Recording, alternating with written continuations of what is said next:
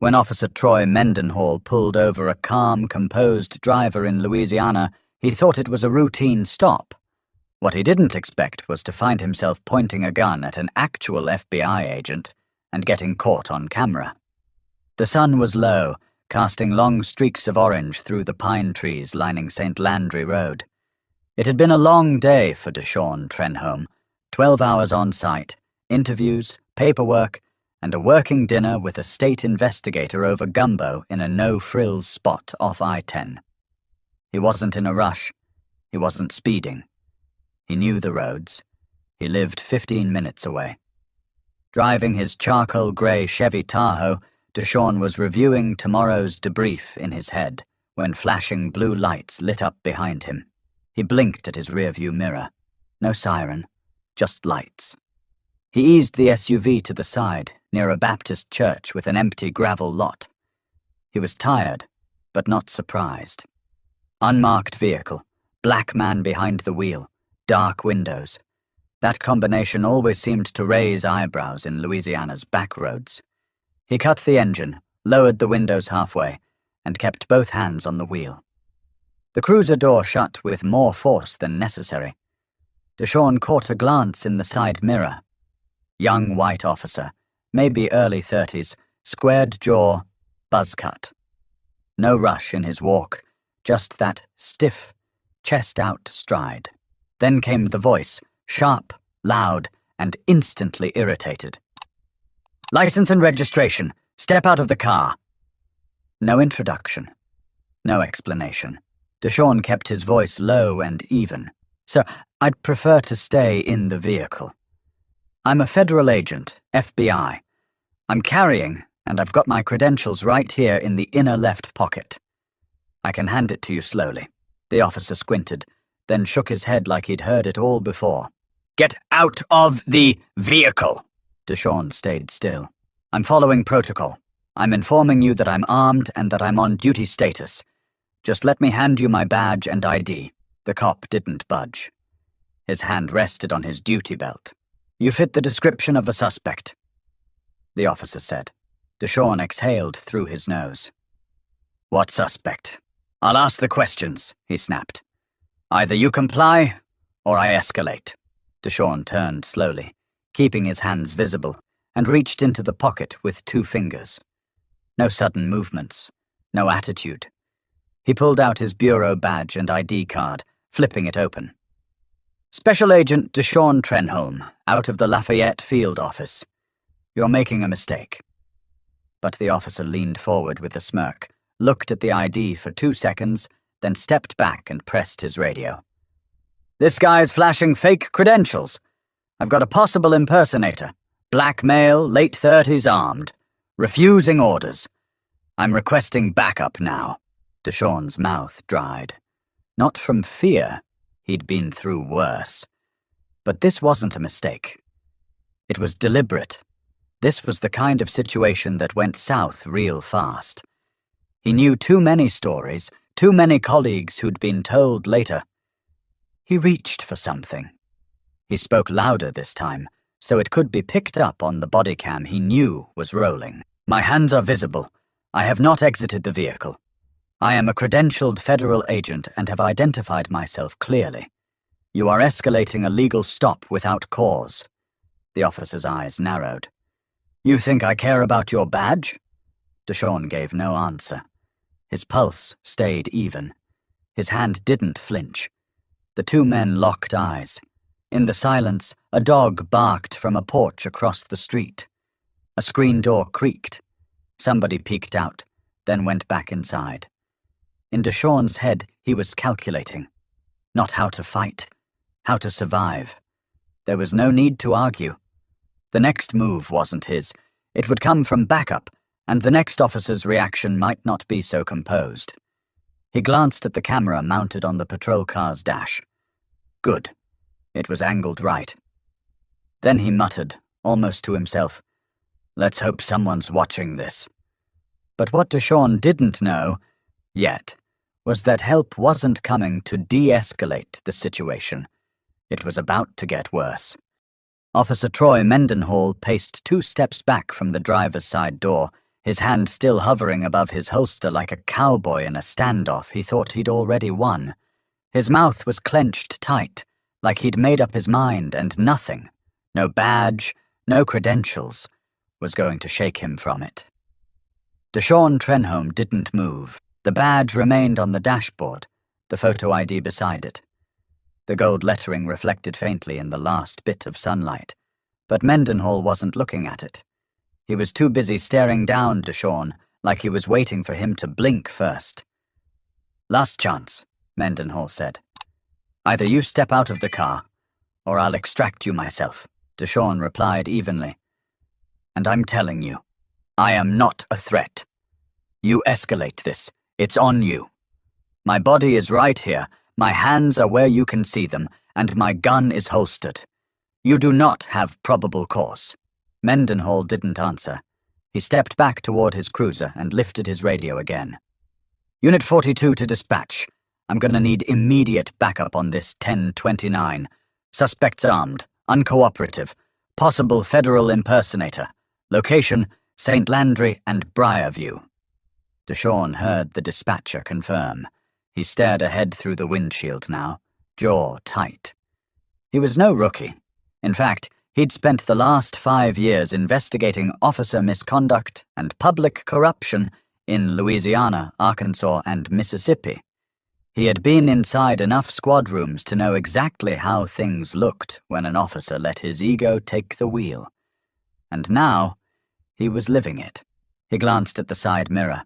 Mendenhall was pacing again, peeking inside the back of Deshawn's vehicle, maybe expecting to find drugs or a weapon out in the open.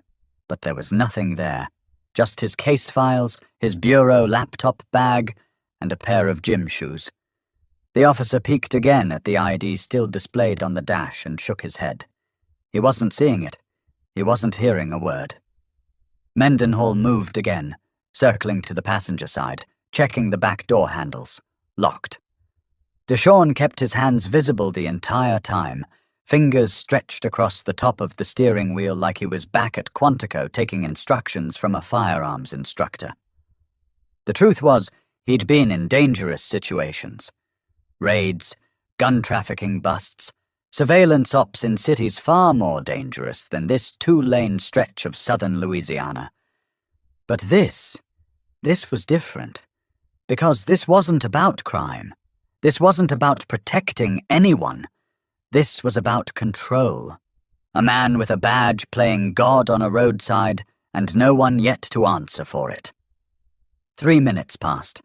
Then came the second set of lights. Another cruiser pulled in behind Mendenhall's car. This one had 2 officers inside, a woman in her late 40s in the driver's seat, and a younger man in the passenger seat who looked barely old enough to shave. Deshawn tracked them through his mirror. The older officer approached Mendenhall, whispering something to him. Mendenhall gestured to the Tahoe, clearly trying to sell the threat. The woman didn't seem convinced. She walked around to Deshawn's window, tapped once. "Sir," she said, calm but firm. "We're gonna figure this out. Do you have identification?" Deshawn didn't speak. He just pointed to the badge and ID already on display. Her eyes moved to it. She squinted. Then her expression changed. Just slightly. She looked back at Deshawn. "Are you armed?" "Yes," Deshawn said. "Right side holster. Glock 19. Safety on. Loaded, chambered. Standard bureau issue." She gave a nod, then took 2 steps back and turned to the younger officer. Her voice dropped low, but Deshawn still caught one word. "Legit." Mendenhall's voice cut in sharply. "You sure? He said he's FBI, but I don't buy it. Credentials looked cheap. Doesn't match what I've seen." The female officer looked at him flat. "You seen many?" He said nothing. She tapped her shoulder mic and asked dispatch to run the ID number on the badge and federal card. Deshawn didn't move. He knew what was happening. He knew how long it would take. Maybe another minute. Maybe less. But what made his stomach turn wasn't the wait. It was the way Mendenhall was still standing with his thumb brushing the edge of his weapon, like even now, even with new officers on scene, even with protocol in motion, he was looking for a reason. But in less than 60 seconds, that reason would disappear, and Mendenhall's entire world was about to shift.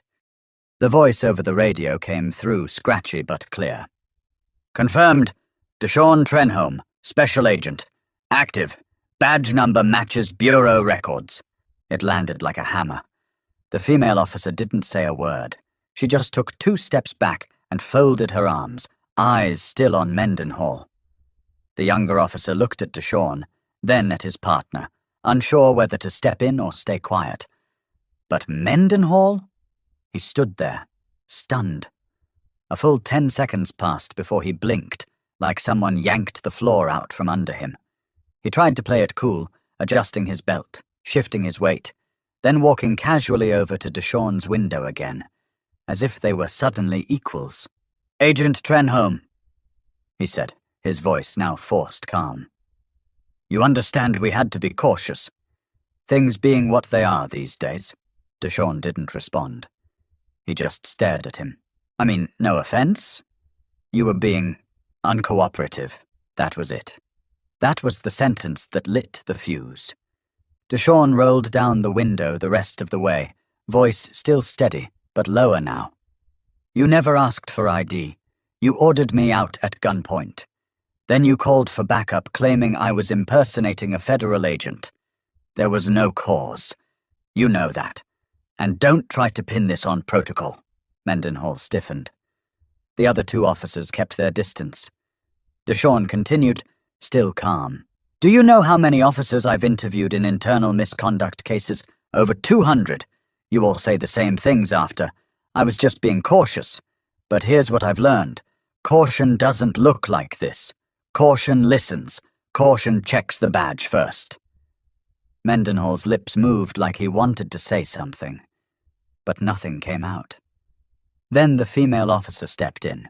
"You're lucky, Troy," she said, voice quiet but firm, "because if he wasn't who he said he was, and you'd escalated this like you just did, we'd be here sorting out your mess with the coroner, or worse, another protest downtown." Mendenhall looked away. That one stung. Deshawn finally exhaled and leaned back in his seat. His hands were still visible, still steady. But behind his calm, his heart was working harder now. Not from fear, but restraint. He wasn't just fighting for his own life anymore. He was doing everything he could to show young black boys across the country, hell, anyone watching later, that staying calm didn't mean surrender. That being composed didn't mean backing down. A 3rd cruiser pulled up then, lights spinning. A sergeant climbed out. Older guy, white hair, no-nonsense walk, clipboard under his arm. He walked up to the group, took one look at the scene and said, "What's the situation?" The female officer briefed him quickly. The sergeant looked over at Deshawn.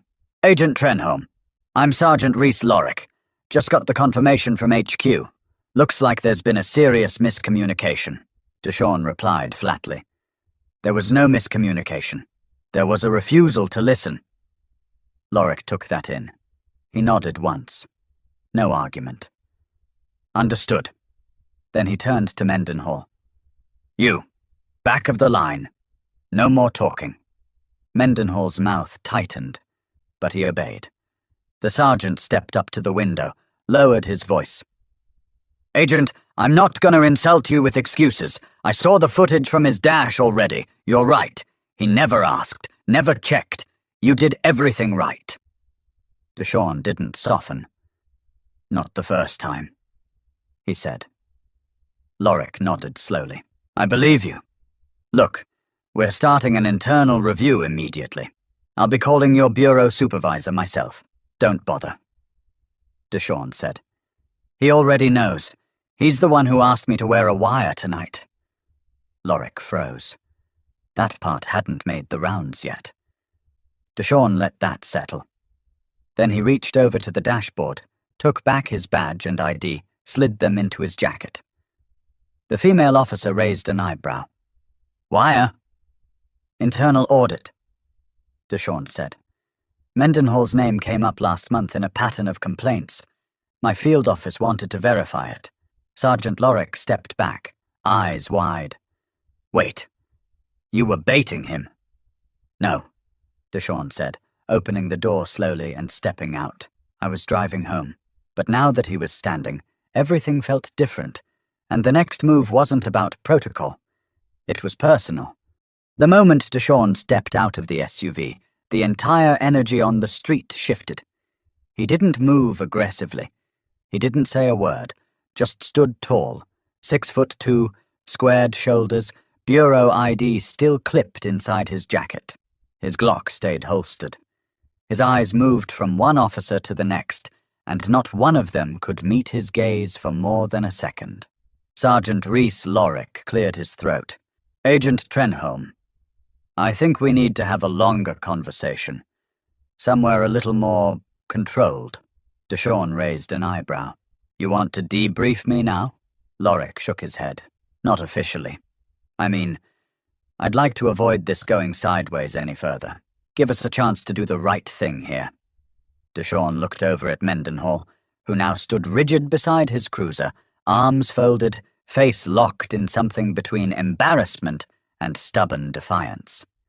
You had your chance to do the right thing, Deshawn said. Lorick sighed and gestured toward the female officer. Officer Gannon, could you ride with Agent Trenholm? Let's bring him down to the precinct, just to talk this through. Quietly, Deshawn stepped back. Respectfully, no. Lorick blinked. Excuse me? I'm not stepping foot in your department unless my bureau liaison is present, and if you're smart, you'll have your internal affairs director sitting right beside you. I'm not giving you a second chance to get this right. Officer Gannon didn't say anything, but her look said it all. She knew better than to push a man with a badge higher than hers, and twice her field time. Deshawn turned to face her. Appreciate you treating me like a human being back there. She nodded once. Wasn't doing you a favor, just following the manual. Then you're one of the few, he said, before walking back toward his vehicle. But he didn't get in. Instead, he reached into the rear seat and pulled out a small folder from his laptop bag. Inside, a half-dozen typed complaints, all connected to Mendenhall's patrol number. Deshawn had started compiling them weeks ago, citations given without cause, stops in the same two predominantly black neighborhoods, even a civilian recording of Mendenhall drawing his weapon on a teen who hadn't committed any crime. He handed it to Lorick. Since you mentioned wanting to get ahead of this, he said, you might want to read what your department's been ignoring for months. Lorick took the folder hesitantly. As he flipped through the pages, his face changed. His jaw worked as he skimmed line after line, each one pulling him deeper into a hole he hadn't realized his officer had dug. This is detailed, he muttered. It's not even the full list, Deshawn said. We've got body cam redactions and audio inconsistencies. One complaint says the footage from a stop just disappeared. Know what that sounds like? Tampering, Lorick said, barely above a whisper. Exactly. The sergeant looked like he'd aged 5 years in 2 minutes. He glanced back toward Mendenhall, who now avoided eye contact with everyone. Officer Gannon took a step closer, lowered her voice. Sarge, we can't cover this. We're not going to, he said. But Deshawn wasn't done. You want to de-escalate this? Good.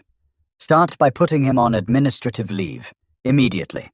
No desk duty, no street. Badge and weapon turned in by the end of the night. Lorick didn't argue. He just gave a tired nod and signaled to the younger officer, who slowly walked over to Mendenhall and spoke softly. Whatever was said made Mendenhall stiffen. He unclipped his duty belt, hesitated, then handed it over, piece by piece. His sidearm, his radio, his badge. It was the slowest unmaking of a uniform Deshawn had ever seen. But he didn't smile. He didn't celebrate.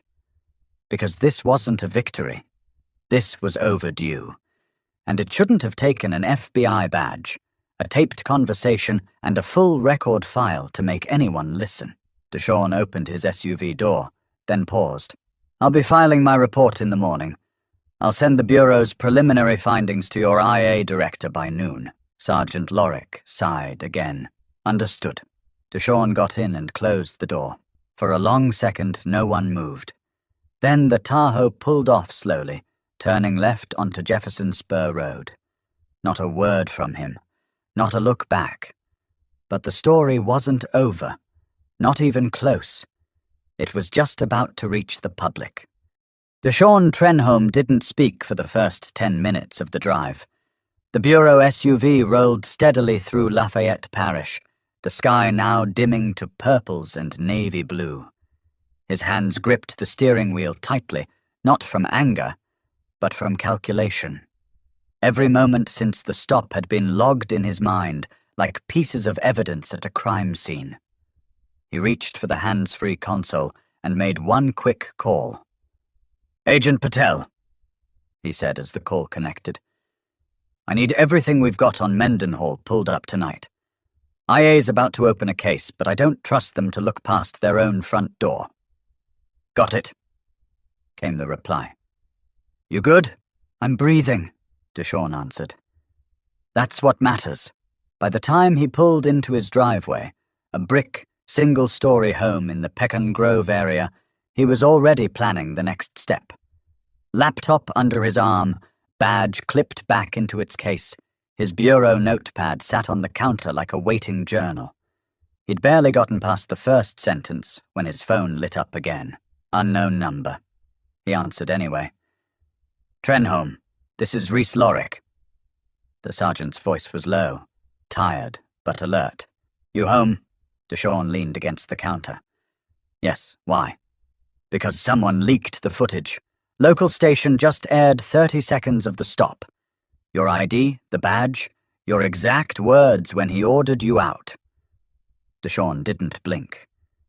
"That didn't take long." "No, it didn't. We're trying to find the source, but it's out now. And there's more coming." "What do you mean?"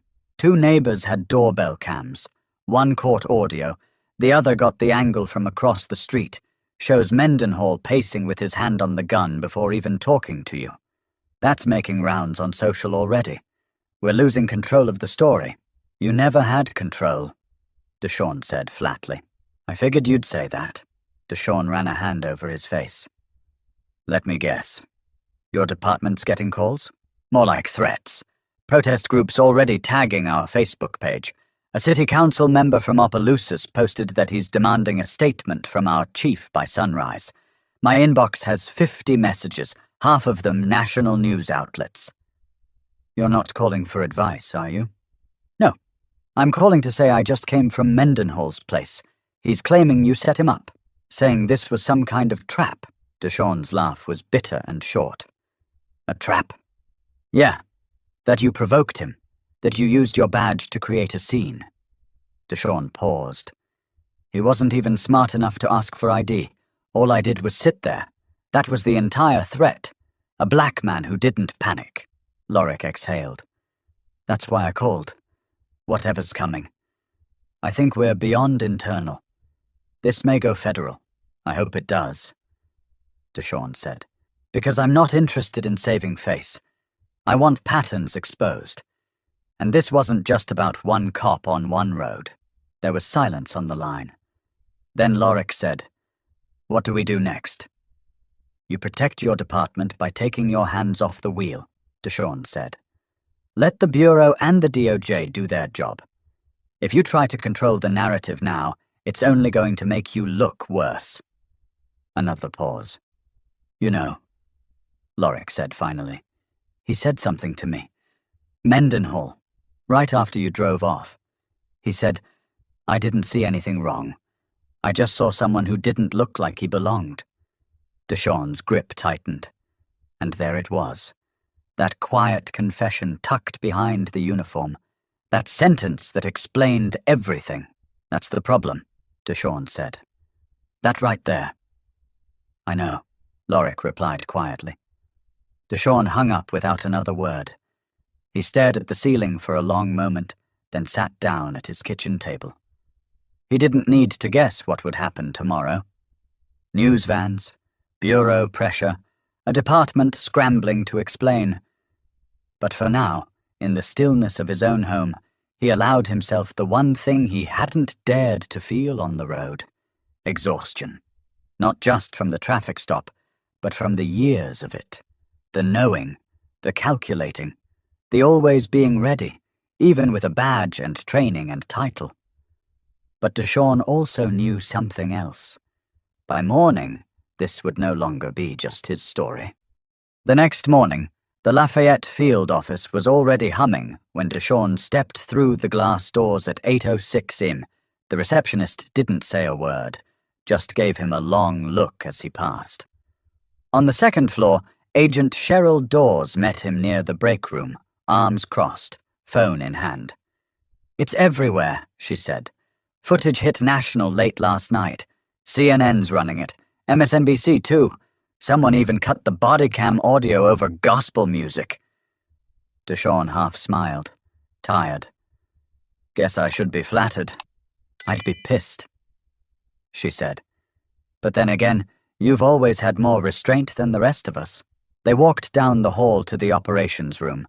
Inside, 3 supervisors, 2 analysts, and 1 very tense assistant special agent in charge sat at the round table. The screen on the wall froze mid-frame. Mendenhall's face, squinting into Deshawn's window, one hand too close to his weapon. "Trenholm," said the ASAC, Roland Beach. "Take a seat." Deshawn slid into the chair without a word. Dawes stayed standing. Beach spoke again. "I won't waste your time. The footage speaks for itself. You handled the situation professionally. You followed our use of force protocols by the letter. You remained calm, identified yourself clearly, and you recorded the interaction, just as instructed."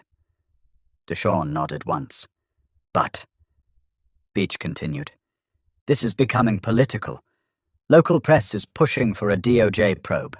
Their mayor's trying to frame it as a civil rights failure on the part of Lafayette Parish. I got a call from the Office of Professional Responsibility this morning." Deshawn leaned back slightly. "Let me guess. They want me to stay quiet. They're recommending you avoid interviews, statements, or any media until further notice." Deshawn smirked. "Because that's worked so well for us before." Beach held his gaze. "You know how this goes." "Yeah," Deshawn said. "I do. That's why I'm not going to wait for permission, to be honest." The room went quiet. Cheryl Dawes broke the silence. "He's not a rookie, Roland. He didn't go looking for trouble. He was going home. That man made the choice to escalate." "I agree," Beach said. "But the optics are real," Deshawn interrupted. "They're not optics. They're reality. You want me to sit silent because someone might be uncomfortable with the truth? What about how comfortable that officer was treating me like a suspect? No threat? No warrant? Just my face and a government vehicle." Beach exhaled. "No one here is doubting you." "Then stop trying to handle me." Cheryl gave a quiet nod of support. The analysts looked at their screens. One of them, young, pale, probably not 2 years out of Quantico, shifted in her chair. Deshawn noticed. He softened his voice. "Listen, I've done this work for a decade.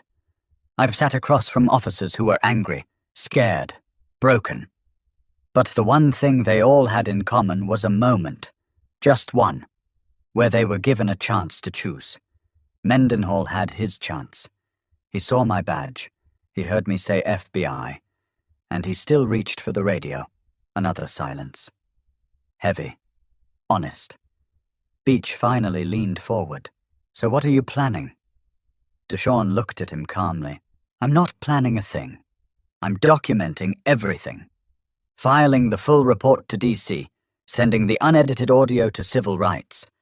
After that, it's up to them. I'll comply with whatever guidelines they give, but I'm not going to vanish just to keep some department's PR in check."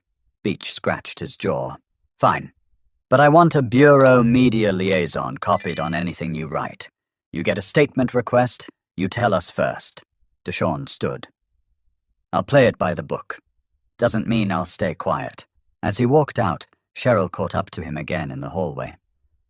You good? She asked. He paused. I'm holding. Want me to talk to someone in DC for you? Quiet push on the oversight committee? He shook his head. No. This one's going to make noise no matter what. Let it. But outside those bureau walls, the noise was already louder than anyone expected. And the streets were waking up. By lunchtime, the streets of Lafayette weren't just watching anymore. They were moving. Outside the courthouse, across from the sheriff's department, a growing crowd had gathered. It started with a few neighbors holding signs that read, "Badge Blind Justice," and "Departmental Silence is Complicity." But by early afternoon, cars lined both sides of University Avenue, and local organizers from Baton Rouge and New Iberia had shown up with bullhorns, petitions, and local press in tow. At the center of the crowd stood Lenora Maddox, a 63-year-old retired teacher who had spent the last 2 decades leading voter registration drives and speaking at city council meetings nobody wanted to attend. Today, she had on a red visor and a microphone clipped to her collar. "This ain't just about Agent Trenholm," she said, voice loud and unwavering. "This is about how easily some people still see us as a threat before they even ask for a name. If an FBI badge doesn't protect him, then what protects our sons? Our fathers? Our daughters in their own cars?" The crowd erupted. Camera crews from KATC and WAFB panned the protest. Twitter and Facebook feeds started filling with live streams. By 2 p.m. Agent Trenholm and #badge didn't matter were trending statewide. Inside the sheriff's building, Chief Deputy Alton Dreyer stood behind a tinted window, watching it all with his jaw tight. He turned to his assistant.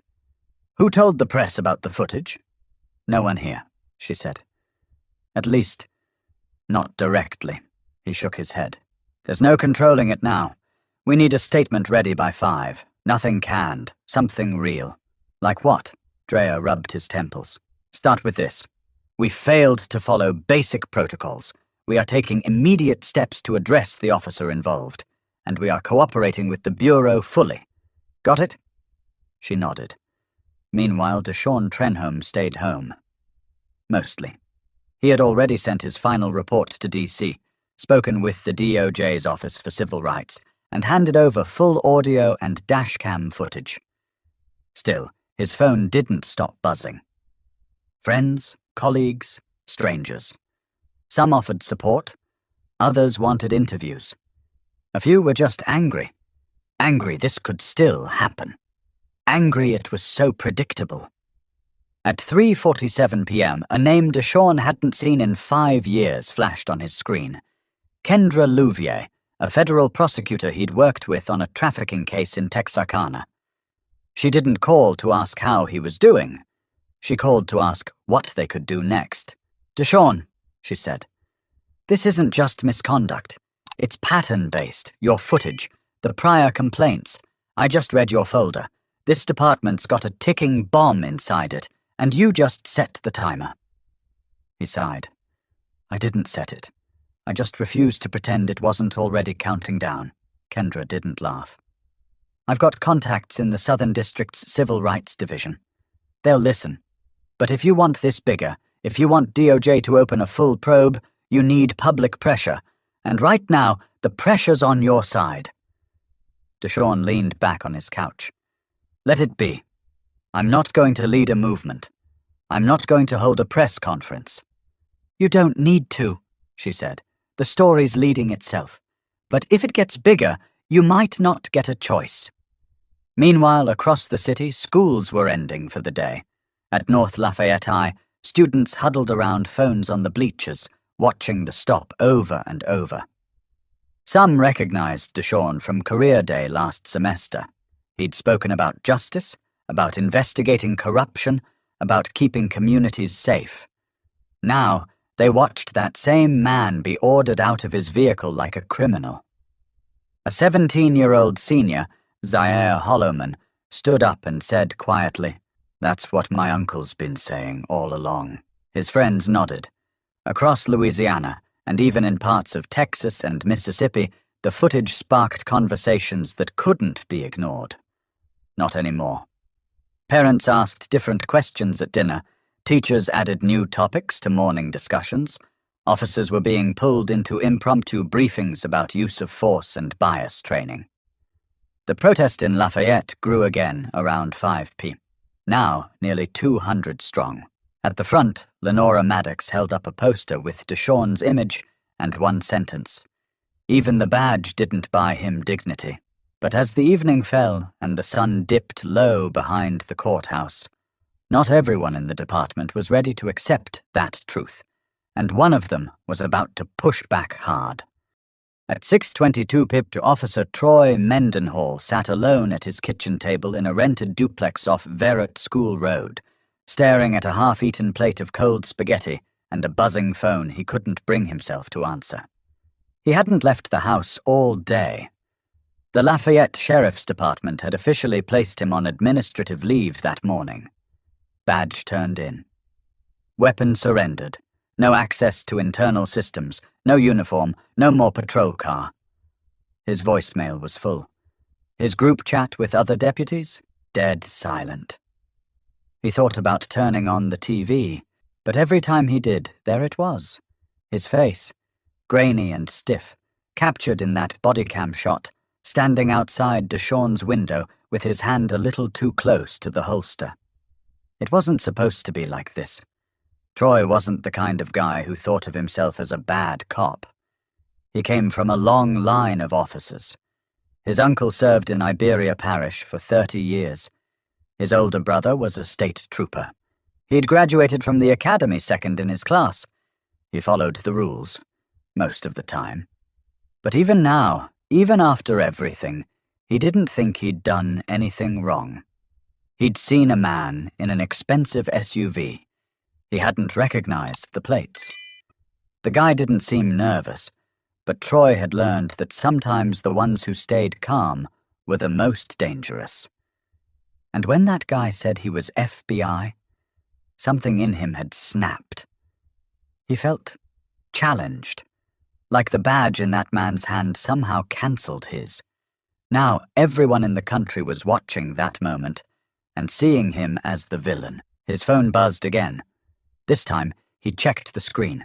It was his lawyer, Mallory Dane. He answered.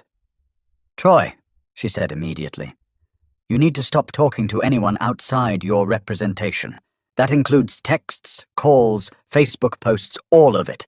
Do you understand me?" "I haven't said anything. I'm serious. Someone leaked that you've been saying you were set up. I don't care if it was a joke or you venting.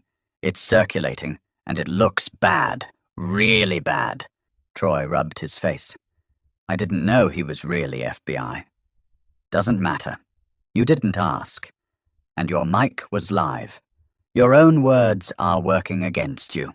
He didn't respond. Mallory pressed on. "DOJ's Civil Rights Division contacted me. They've opened a formal inquiry into your conduct. You'll need to give a statement under oath. You'll also be subject to a deposition next week. I'm going to be there, but you must stop trying to explain this to anyone. What happens if they say I'm guilty of misconduct? They won't say it. They'll prove it. And if they do, you're looking at permanent decertification, Troy. No more badge. Ever." He swallowed hard.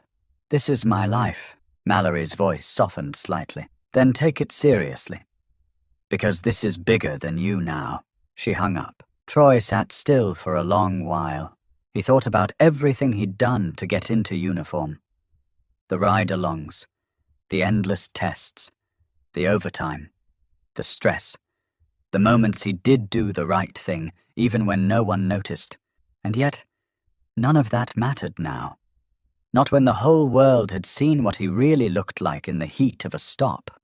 That look in his eyes, that tone in his voice. He thought about calling his brother, but he already knew what he'd say. You should have de-escalated. Troy stood and walked to the bathroom, washed his face, looked at himself in the mirror. He barely recognized the man staring back. There was a knock at the door. His pulse jumped, but when he opened it, it was an envelope taped to the frame. No note, just an official letter marked with the sheriff's department seal. He opened it slowly. Inside, a notice of disciplinary hearing scheduled for Friday at 9 a.m. Title, Pre-Termination Review. It hit him then, not just that he might lose his job, but that he might never be trusted again with authority. Not on the street, not in the department, not even in the neighborhood where he grew up. He closed the door and sat back down at the table, head in his hands. But while Troy Mendenhall sat with the weight of his choices, the people outside his department were only growing louder, and the conversation was starting to shift from one incident to a culture.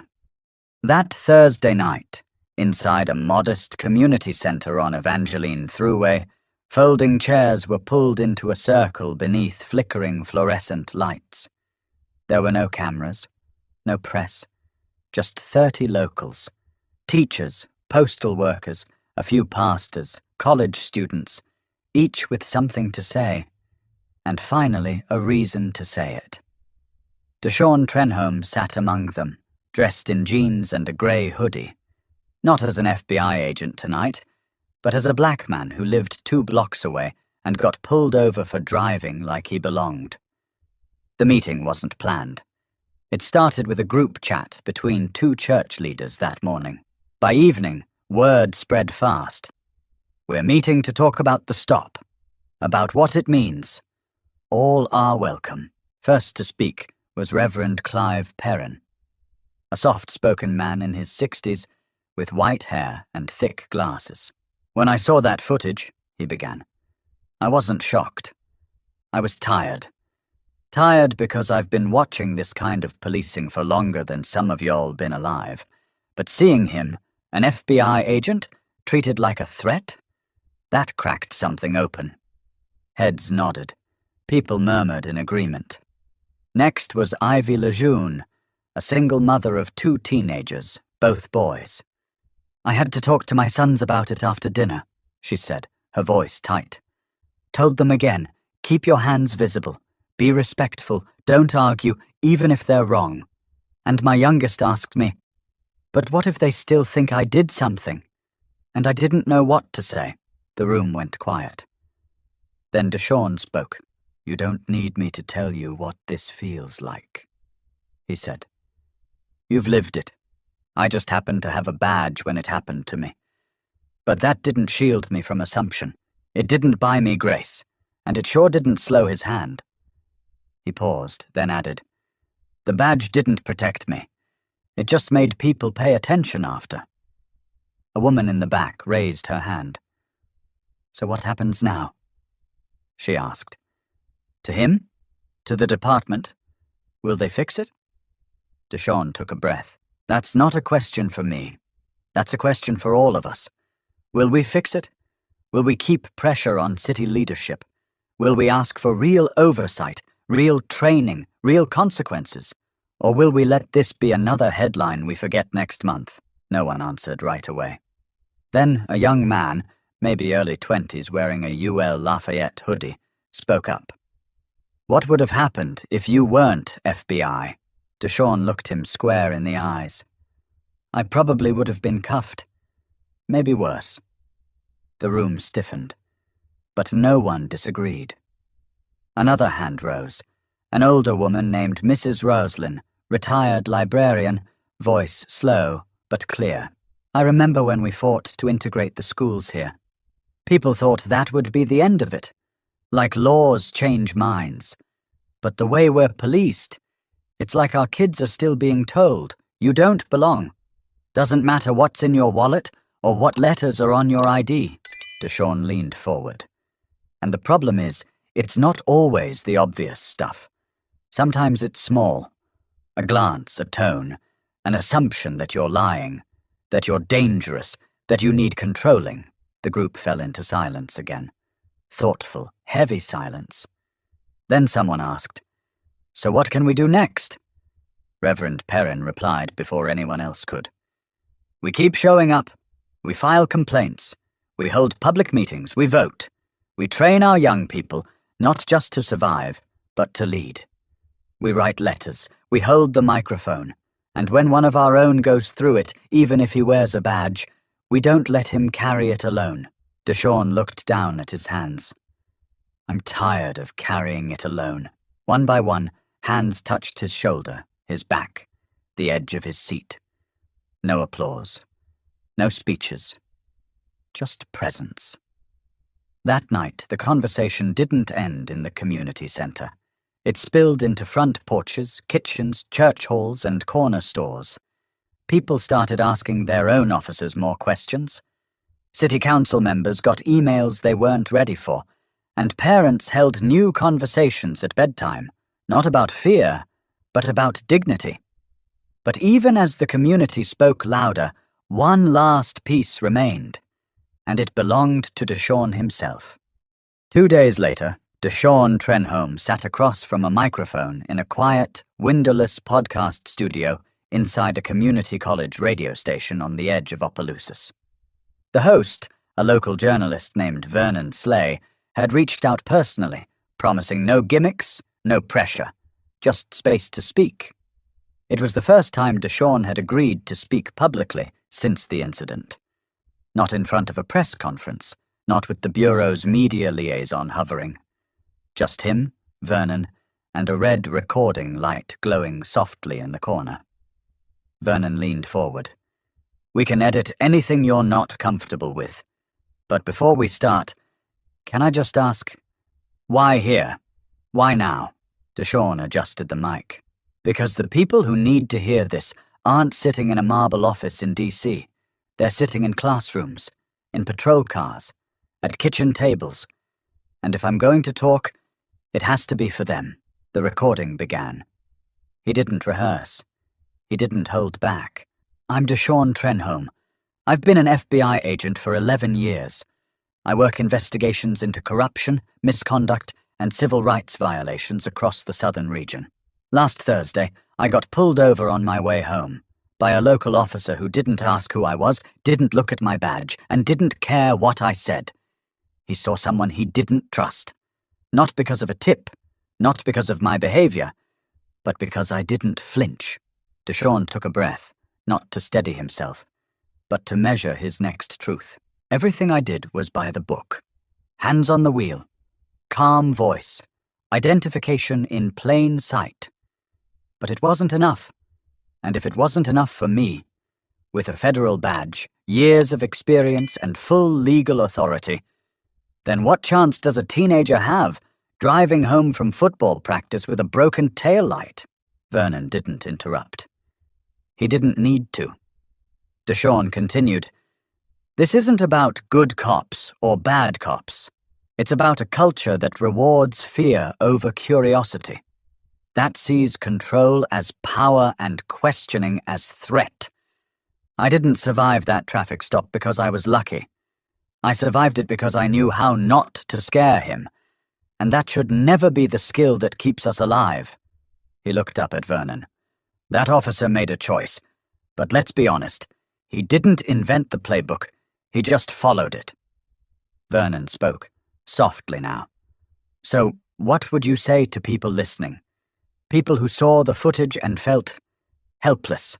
Deshawn sat with that question. Then, "Start small, start local. Know your city council. Know your sheriff. File the complaint even when they say it won't matter. Support officers who serve with integrity, and demand the same from the ones who don't. We don't fix this with hashtags alone. We fix it with action." He leaned forward, voice firmer now.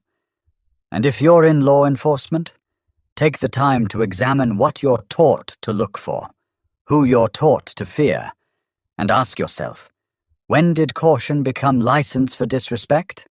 If your badge makes you feel taller, you're wearing it wrong." Silence hung for a moment. Then Vernon ended the recording. They shook hands. No cameras, no applause. Outside, the Louisiana air was heavy but warm. Deshawn looked up at the sky, then down at the texts still pouring in on his phone. Requests for interviews, speaking engagements, a call from the NAACP, one from the DOJ press office. He didn't answer any of them yet. He just walked to his car and sat behind the wheel for a long moment. Not in fear, not in anger, but in clarity. Because the truth was, Deshawn never wanted to become a story. He just wanted to go home. But now that the world was listening, he wasn't going to waste it.